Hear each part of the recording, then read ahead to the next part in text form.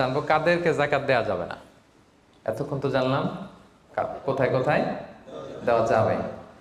এবার শুনবো কাদের দেওয়া যাবে না। 1 নাম্বার, হাশিমি খানদানের কাউকে দেওয়া যাবে না। বানু হাশিম মানে রাসূলুল্লাহ সাল্লাল্লাহু আলাইহি ওয়াসাল্লামের বংশধর। আমাদের একটা বংশ আছে না, কেউ মুন্সি বংশ, কেউ চৌধুরী বংশ, কেউ ওই বংশ। রাসূল সাল্লাল্লাহু আলাইহি ওয়াসাল্লামের বংশের নাম কি? হ্যাঁ, কুরাইশের হাশিমি খানদানের বংশধর বানু হাশিম। ওনারা কুরাইশ হচ্ছে অনেক বড় একটা গ্রুপ, এটার মধ্যে বানু জাহারা আছে, বানু হাশিম আছে। তো এখানে রাসূল সাল্লাল্লাহু আলাইহি ওয়াসাল্লাম হচ্ছেন বনু হাশিম। বনু হাশেমের লিনিয়েজে যারা আসবে, আপনি যদি জানতে পারেন তিনি বনু হাশেম, আপনি জাকাত দিতে পারবেন না, ওনারা জাকাত খেতে পারবে না। তাদের মধ্যে এখন যদি কেউ গরিব থাকে, আপনি অন্য ফান্ড থেকে দিবেন, এমনি চ্যারিটি করবেন, কিন্তু জাকাতের টাকা আমাদেরকে দেওয়া যাবে না, যেহেতু নবীর বংশের সম্মানিত। জাকাতের খেজুর একবার মদিনায় স্তূপ করে রাখা। রাসূল সাল্লাল্লাহু আলাইহি ওয়াসাল্লামের ছোট নাতি হুসাইন রাদিয়াল্লাহু তাআলা আনহু তখন তো ছোট পায়ে হাঁটতে হাঁটতে যে ওই জাকাতের একটা খেজুর নিয়ে খাওয়া শুরু করছে। বাচ্চা থাকতে তো সবাই আমরা এরকমই করতাম, খাবার পেলেই কি বিস্কিট দেখলে, চকলেট দেখলে এটা কার, আমার না কার, ওটা দেখার বিষয় না, আগে মুখে দাও।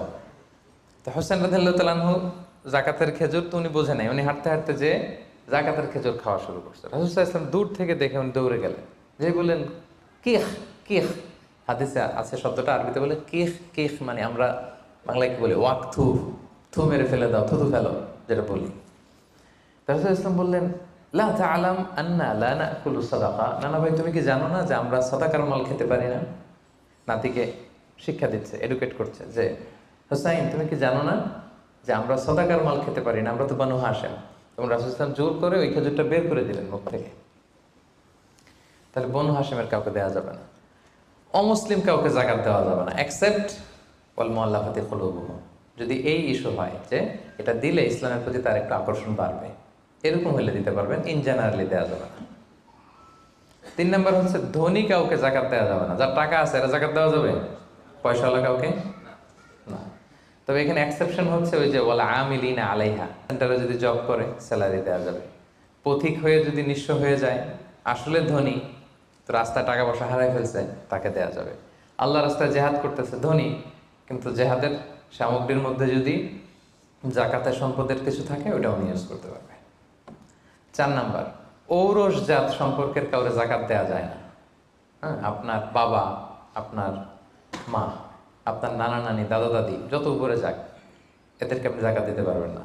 আপনার নিচের যারা, আপনার ছেলে মেয়ে, আপনার নাতি নাতনি, এদের ছেলে মেয়ে ছেলে মেয়ে ছেলে মেয়ে যত যাবে, যত নিচে যাক, জাকাত দিতে পারবেন না। গেল।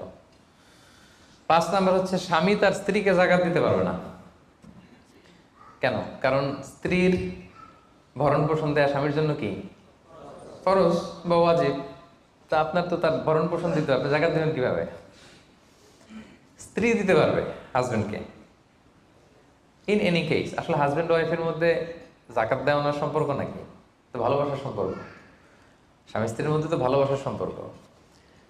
তো ইন এনি কেস ইসলাম বলে যে প্রত্যেকে কিন্তু ইন্ডিভিজুয়াল। একটা জিনিস খেয়াল রাখবেন, আপনি আর ভাবির জাকাত কিন্তু একসাথে হবে না, বুঝতে পারছেন? ভাবির জাকাত ভাবি দিবে, আপনার জাকাত আপনি দিবেন। ইসলামে প্রত্যেককে আলাদা ইন্ডিভিজুয়াল হিসেবে আল্লাহর কাছে দাঁড়াইতে হবে। নামাজের হিসাব যেমনি আমার আলাদা, আমার বউয়ের আলাদা, জাকাতেরটাও আমার আলাদা, আমার স্ত্রীর আলাদা। অনুরূপভাবে যাদের ভরণ পোষণের দায়িত্ব আপনার কাঁধের উপর, তাদেরকে আপনি জাকাত দিতে পারবেন না, কারণ এটা আপনার দায়িত্ব।